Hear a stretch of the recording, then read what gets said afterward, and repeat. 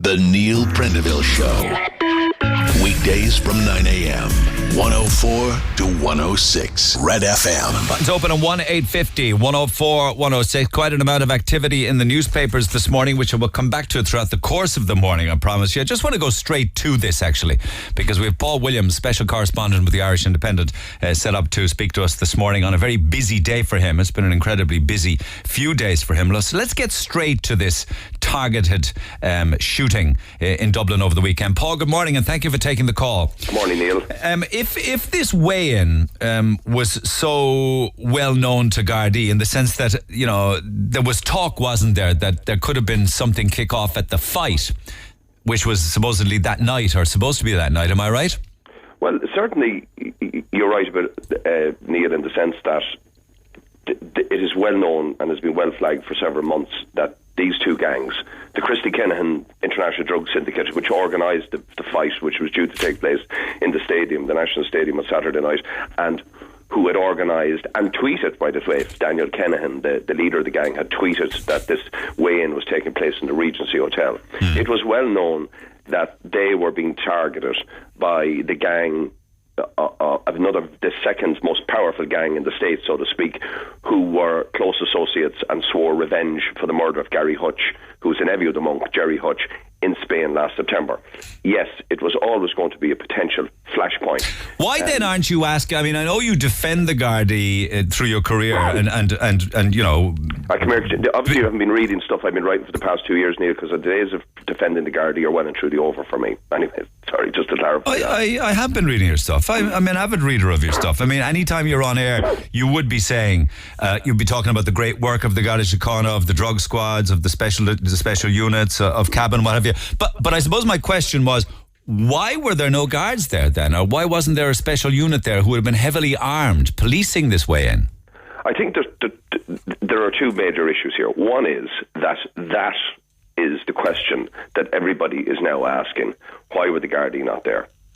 But when you look at the dynamics of the way this horrific crime was carried out, and the way the people were armed, if the Gardaí were there, I have absolutely no doubt there would have been a shootout and there would have been a bloodbath at the Regency Hotel. That still doesn't answer the question as to why the Gardaí weren't there. There were a number of Gardaí I've spoken to over the weekend said that if they'd known about it, they would have gone up individually from different units. They would have gone up, but there was no concerted surveillance operation or armed presence. Even though that's what I said at the beginning when I opened our interview, that it would have been known that this was a potential flashpoint. Now, we have a story in this morning in The Independent that intelligence has emerged in the past few days. We don't know if the Gardaí got this beforehand, by the way, but we believe that they didn't get it, so we have to give them the benefit of the doubt. But that this gang were planning a spectacular. There was information 3 or 4 weeks ago that they were planning a spectacular in Dublin, that they were, this gang, we understand, of hit team, which was a 5-member hit team, which again is unprecedented in a lot of ways, that they had looked at the National Stadium with a view to carrying out the spectacular there, because they wanted to murder Daniel Kinahan and as many members of that gang as possible in a highly public way. But they cancelled that because, first of all, they were expecting a large Garda presence, and there was apparently a large Garda operation planned for Saturday night. So they moved it to the morning instead? And instead, then they turned their attention to the weigh-in. Now remember, the media, our colleagues, they were there in force, and in fact they have provided on Garda Síochána with pictures, very clear pictures, particularly the Sunday World, of the two of the shooters leaving the scene. But there's something else I'll tell you in relation to the Gardaí in this. The Gardaí were very, very quick on Friday afternoon to go to the Irish Independent with warrants, and were very threatening and tried to prevent the Independent News and Media Group from publishing any of those pictures. You pixelated them, yeah? Well, that was in the end, that was the decision, because by the Independent News and Media to pixelate them. But the pictures of them going in, the first pictures that were shown in the Irish Independent on Saturday, for example, with the kind of like Star Wars helmets on them, AK-47s, Darth Vaders. Like, the public have a bloody right to know about this. They have a right to see these images. But on Garda Síochána, we can only assume came from the Garda Commissioner, Noreen O'Sullivan herself, who has, you know, there's a lot of problems in the Gardaí in the past couple of years, unfortunately, since she took over. But they sent people to be quite threatening, and actually at one stage threatened the state solicitor on that they would go for an injunction to prevent us running those pictures. Now, those pictures are of absolutely no evidential basis or value in the sense that you can't identify anybody from them.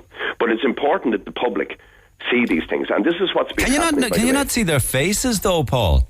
You can't see their faces. You can't. No? I'm talking about the first pictures where they're going in with the helmets, machine guns. Yeah. The other pictures then were the pictures of them clearly identifiable coming out. Now, the Sunday World very responsibly pixelated those pictures. But still, there was an effort made to try and stop them from publishing. So you're telling me that the Gardaí tried to stop you from publishing the photographs of the guys going in with the AK-47s and the Darth Vader helmet? On Friday. Yeah. My God, that's astonishing. But this is not astonishing. This, going back to what you were saying earlier, there has been a deliberate and very systemic effort made. Like, we have GSOC bugging and downloading our telephones, our telephone records, journalist telephone records, indiscriminatly all the time. We discovered over the past year and a year and a half. There is more concern in Garda headquarters with fluffy managerial language about new concepts and new thoughts of policing. At the same time, terrorising people, Gardaí, for even being seen on the same side of the street as a journalist. And another thing is an aside, which I want to clarify, and this is the first time I said it publicly, but I was deliberately targeted by a very, very senior member of An Garda Síochána and staff when I got involved in reporting on rural crime last year. Yeah, you were very passionate about that. The Garda Inspector report said that they were insular and defensive, and in all my years in this business, I have never seen a greater example of defensiveness. They started questioning as to what guards I knew, and when I chaired a meeting on rural crime, the Garda Commissioner's comment was that Paul Williams is trying to undermine the reputation of a Garda Síochána. The Minister for Justice and the Garda Commissioner, behind the backs, continuously said there was no problem with rural crime, yet they set up in November Operation Thor, yet the Minister announced legislation 10 or 12 times. The point I'm making... Also politicians and candidates are getting it in the ear as they canvass about rural crime. They are, but the reason I'm making that point, I know I've gone off message or the point, the conversation we were talking about, Neil, but I'm just making the point that this is the new Garda Síochána. This is the way it's been managed. Do you believe that your phone's been bugged by the Garda Síochána Ombudsman Commission? At this stage, I've absolutely no doubt, not that they've been bugged, but that they've downloaded and tried to access, and I certainly have accessed my records. Do you have evidence of that? I think they've been using it just willy-nilly to do it, any chance they get, just to see who guys are talking. How do they go about doing that? They put an application into, they've got the legislative backup. This was an organisation which claimed it was being bugged. Then it turned out that it wasn't being bugged, that they imagined the whole thing, and instead of that, the government gave them more powers, which is great. They really should be delighted with themselves on that. So they can just basically put in an application to the phone company, and it's done in total secrecy, so you never know. We had the ludicrous situation a couple of weeks ago where Senna Maloney, last year, a journalist with the Irish Mail, totally innocent, reported on Clare Daly being arrested. They checked his phone records. They found this guard. They checked his phone records and cross-referenced them and cross-referenced private citizens' phones and identified this guard, brought him in to question him, and then he discovered that they had his wife's phone records, his phone records, and Senna Maloney's phone records. And what they didn't, the simple, basic explanation for it was that the guard concerned was coaching one of Senna Maloney's children in rugby, as well as 40 or 50 other children in a rugby club. And he made the explanation, and they didn't want to accept it because they didn't want to believe it, and that was the truth. But in the meantime, this had all taken place behind closed doors. They had his records for months and months and months. They trailed through the guard's records, asked him who this woman was on his records, turned out to be his wife, that they didn't know. They then traced and cross-referenced all the phones that he'd been in touch with to find two other Gardaí, which meant that they went through the private details of several private citizens, solicitors, bankers, the ordinary Joes, left, right and centre, their personal records as of their addresses, their professions, what they did, etc. And then they identified two further guards. Then they went into their phone records, even though the two guards who had been identified from the original guards' records were just his best friends. What if that's the kind of crap that journalists in this country now we're dealing with.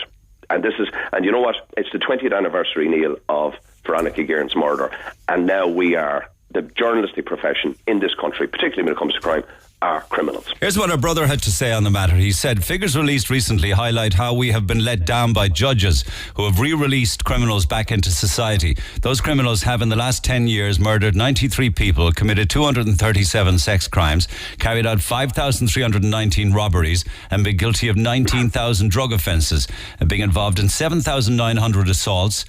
These are just some of the 115,000 offences committed by people on bail in the last 10 years. That's Jimmy Gearan in the Examiner. He just puts the numbers. Jimmy knows about this. Ben, you heard the extraordinary comments yesterday by Jerry Adams, who wants to get rid of the Special Criminal Court, the court that put away the gangs responsible for the murder, the mayhem and murder in Limerick, and particularly the murder of Roy Collins, saying that there's no such thing as gangland. So, you know... But this is an example of three guys turning up with AK-47s that looked... The last batch of AK-47s of that type that landed in Ireland, that particular type, it's a 1970s design, they came from Colonel Gaddafi to the provisional IRA in this country. And that's how it ended when it went from the provisionals then to the Hutch gang and to the Kinahan gang. Yeah. There is a nexus between organised crime and the Republican movement, has been for years. I've written about it extensively. It's all in black and white in the records, in the books and in the newspapers about how a whole group of Republicans got totally involved with organised crime. The Kinahans, Marlow Hyland particularly, with one of their top people in Dublin, was exposed as being involved with the Kinahan, or with Marlow Hyland, who was murdered in 2006, where they were putting their money through Marlow Hyland's bank accounts. When you go back to when you read the point there about Jimmy Gearan, isn't it time that we were very worried about what's going on? The Garda Commissioner writes a letter of comfort to Sinn Féin this time last year to say that there's nobody in the Republican movement involved in organised crime, even though at that time Thomas Slab Murphy, the godfather of the Provisional IRA in South Armagh and one of their top men, who Jerry Adams describes as a good Republican, was facing charges for tax evasion. And as well as that, at the same time, there was a major investigation, and there is still a major investigation ongoing into allegations by Paddy McGahan that not only was he raped by a member of the IRA, but also when he brought it to the attention of Sinn Féin, known Sinn Féin activists organised a kangaroo court in 2002 in his home. Yeah, and that's to curb it. So it's only when you look at all of that, you put it all out there on the canvas, so to speak, that the picture begins to emerge and form. And a lot of these people, be it from Garda management, the Minister for Justice, Sinn Féin, all these political groups, all these people are playing and pulling away at the corners, so that when your listeners want to know from people like us what is going on, we tell you to give you a true evaluation of it, they try and silence us. Basically, that's what's going on. And with regards to what happened on Saturday, this is, of course, a drug feud between two major gangs, in spite of what Jerry Adams is saying. And David Byrne was a drug trafficker in one of those gangs. It was a retaliation. Was it a revenge killing? It was a revenge for Gary Hutch. He was murdered. Basically, the timeline is this, to give you a positive history of it. Gary Hutch, major player in this gang.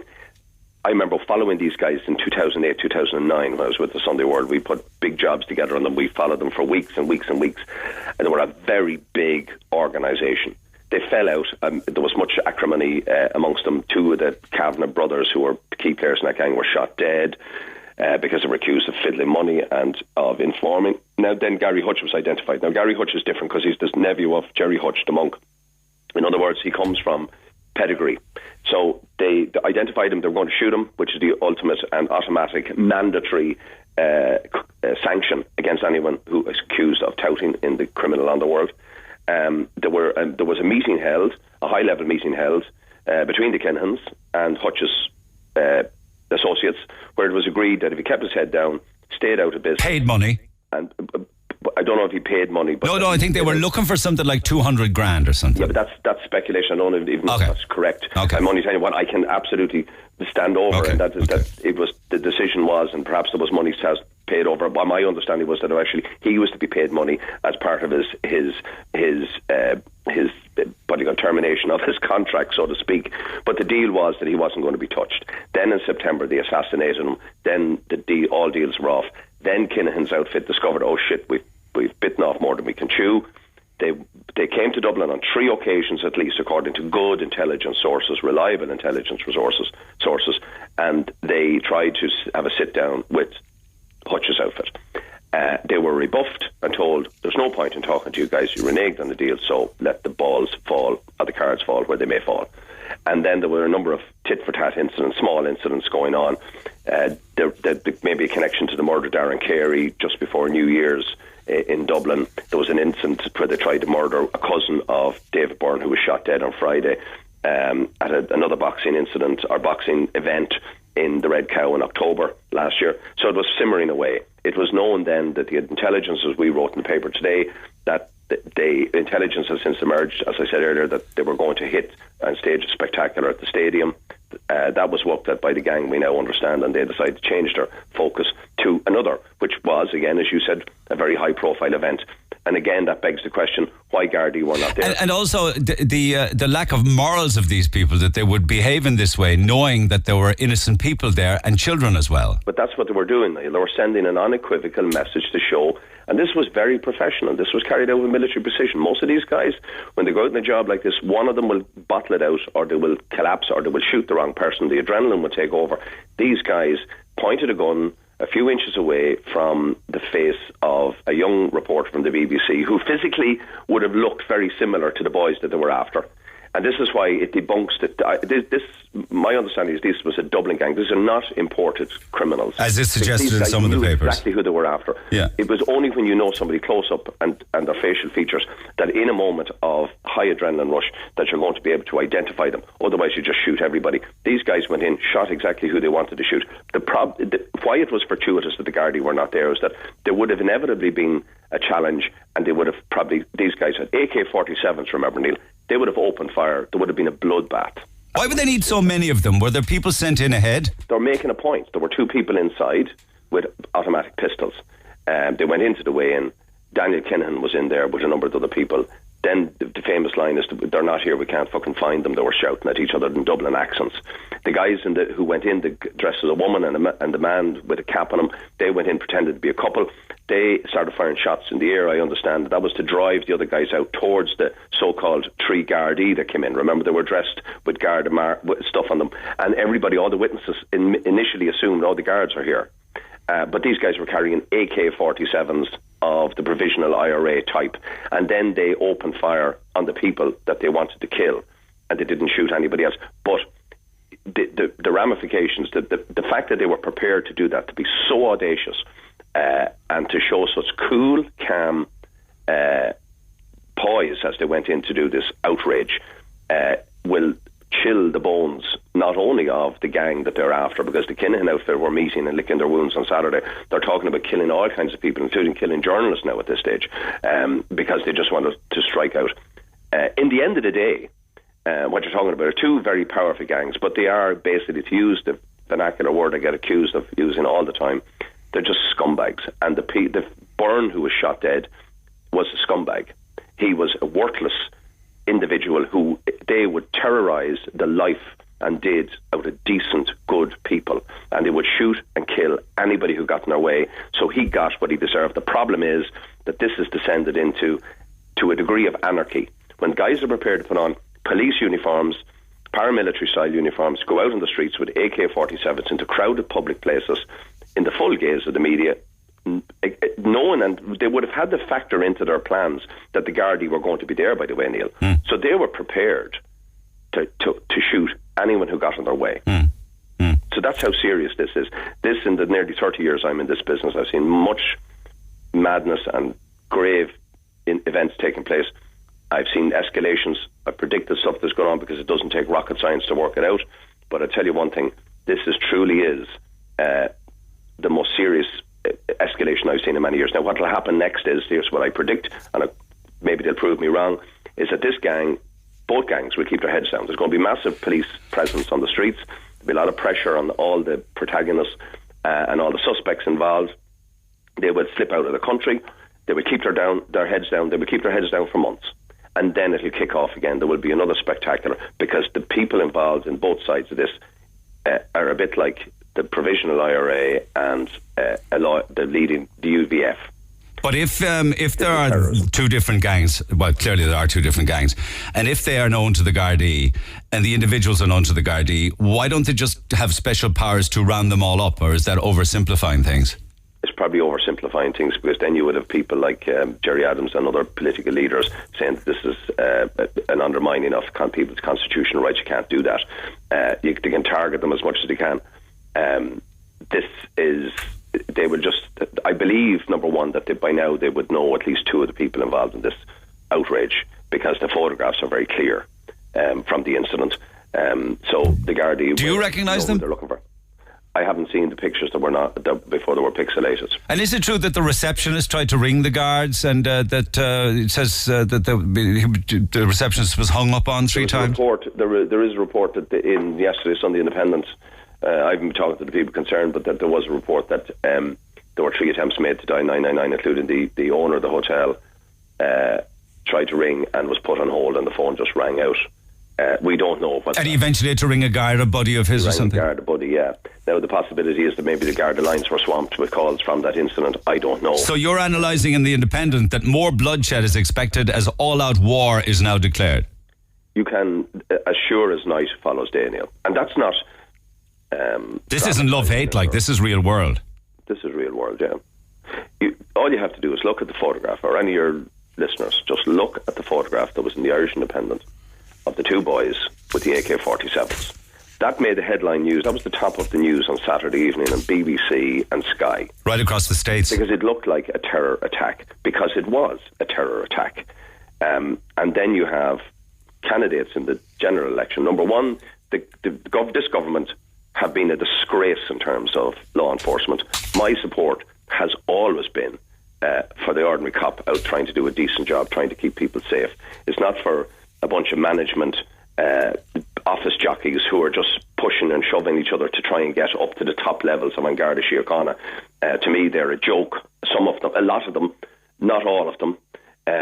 But this government has been a joke because they starve the Gardaí of resources.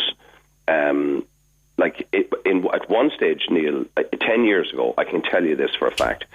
I don't know what has happened here, and we haven't got to the bottom of it yet, but I could guarantee you that the guards would have been watching that boxing championship, and perhaps even would have had the prior intelligence that this was going to happen and would have prevented it 10 years ago.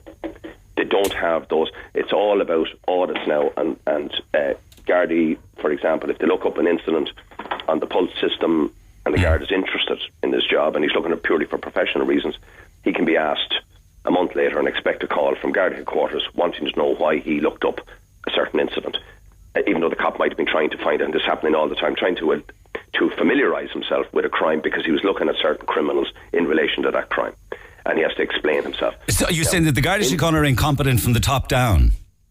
I would say that do you know the term lions led by donkeys that was used to epitomise or to characterise this First World War? Well, that statement certainly applies to some of the donkeys who are leading the lions in this country at the moment.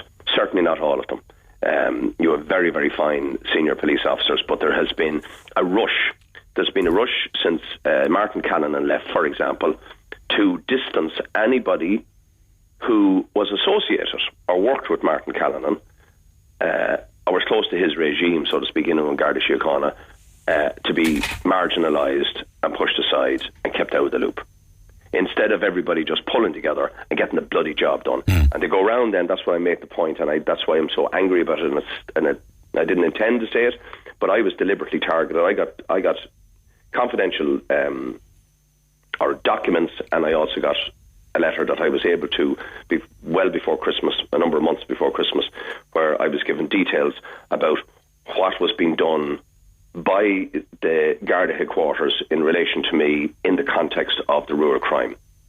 And it is quite frightening, and I've been able to back up at least 2 or 3 of the allegations, and there may be further allegations coming of a much more serious nature. So that's when I clarify that, and that's the kind of country we're living in now, but they're more worried. They want to bury everything, and this government are a disgrace again in terms of the whole rural crime debate. People were genuinely terrified about that. We got involved in the campaign, and the Garda Commissioner even though we had a debate on a particular day at the ploughing championships in September. It was chaired by me. The farmers who first expressed their fears and concerns about rural crime, and fair play to them, who stood up and started the campaign, they were there. But we also had a big contingent of Gardai there. It was a collaborative effort. We brought in Assistant Commissioner Jack Nolan, who was on telly the other night, who was also apparently in charge of this investigation, and he spoke very eloquently and addressed all the issues. There was nothing combative or belligerent about the whole thing. And yet, the Garda Commissioner can describe me organising that debate as being an effort to undermine a Garda Síochána a week later. That is the new Garda Síochána that she's leading. That is the new Garda Síochána that is open to criticism, and it's transparent, and it is all new, all singing, all dancing. More interested in image, do you think? It's all optics. Keep the politicians happy. There are senior police officers in this country at the moment at the highest levels who have no experience of organised crime, have no experience of dealing with terrorism, have no operational experience of going out and catching criminals, putting them in the back of cars and arresting them, bringing them into stations, and then bringing them to court. No, that's a fact. Yeah, I think that probably makes your job all the more important now, and another crime journalist like you. That's why, like, for example, there is a serious antipathy between, like, this, several newspapers now on the Gardai. They've gone out of the way. They're more interested in turning over a guard who might tell a journalist about an impending crime. Like, for example, if a guard, like, this is hypothetically speak, based under this new regime and way of thinking, that if a guard had picked up and heard to his own sources and reported to the Gardai that his own organisation, that this weigh-in was taking place and all the gangsters were going to turn up, and if the guard had rang up one of the papers and told them, in a subsequent inquiry, that guard would be in trouble because he tipped off the media about it, even though nothing was done. Have we then, as Jimmy Gearan is suggesting, he says we've lost it now at this stage. Do you think we've gone past the tipping point? I think it depends what tipping points are. Tipping points are different, that occur at different stages in evolution. There will be another tipping point that seems much further than this tipping point in another time in the future. We had the tipping point 20 years ago, Neil, when Veronica Guerin was gunned down on the Naas Road. That was unprecedented. The same way, 3 men, as part of a 5-man team, going into a packed hotel in the middle of the afternoon with AK-47s prepared to wipe out an entire group of people is unprecedented. The same way, the way the Limerick gangs wiped out and murdered and brought innocent people, and also brought a city practically to its knees at one stage, the way they challenged the state was a tipping point. I believe, by the way, I would say that we still have the expertise in our Garda Síochána to solve this. And they certainly, now that the government have begun to realise since last year, since they got a bit more money into the kitty, they have been quietly releasing money to the guards to give them money for overtime, because the only way you can adequately police this country at the moment, because there's over 2,000 Gardai down on where we were in 2008, 2009, the only way you can adequately police this country at the moment is by paying Gardai overtime. In other words, they have to work longer than their average 10-hour day that they currently work. Let me ask you finally, this is all about drugs. Do you have any thoughts on drugs and the legislation of drugs maybe in the future, so it would be taken away from criminal gangs like the Hutches and the Kinahans? The problem with all of that is that there is a serious argument in terms of decriminalisation, particularly of certain types of drugs. But there has effectively been decriminalisation in the sense that, there's all these heroin alternatives like methadone and Ficeptone and clinics set up by the state, which means that the state are providing a alternative to the illegal drug, but still the heroin trade thrives. I think it's very, very difficult. It would have to be done on a universal level, because, in other words, if you, say, decriminalise any particular drug substance, in order for that drug to get to Ireland, where it is legitimate, it has to traverse borders and jurisdictions where it is illegal. I don't think it's as simple as people think. Like, for example, Neil, just to end, you remember the head shops, the illegal highs. Mm-hmm. They're the most destructive drugs that have ever been sold on the market, are the legal highs. And they come in by post. Synthesised chemical compounds that ape the other drugs. Now, they proved to be disastrous. Now, when they started allegedly undermining the criminal networks and the criminal organisation, they started blowing them up and taking them over. The problem was that they were deadly, and it didn't change anything in relation to the drug trade. So what are the criminal gangs dealing in? Is it heroin or is it cocaine? It's cocaine. Okay. It's cannabis. It's heroin. It's all of these new designer drugs. At the moment, the European Monitoring Agency of the EU has identified 443 different new types or brands or concoctions of substances that are on sale and being created by criminal gangs on the international market. They're all, like you saw in Cork. You guys, I'm sure it was a big debate for you guys a couple of weeks ago down there about the young lads, the students who took that N-bombs. Absolutely. N-bombs are one of those manifestations or one of those configurations from the designer drug laboratories. And you saw what that did,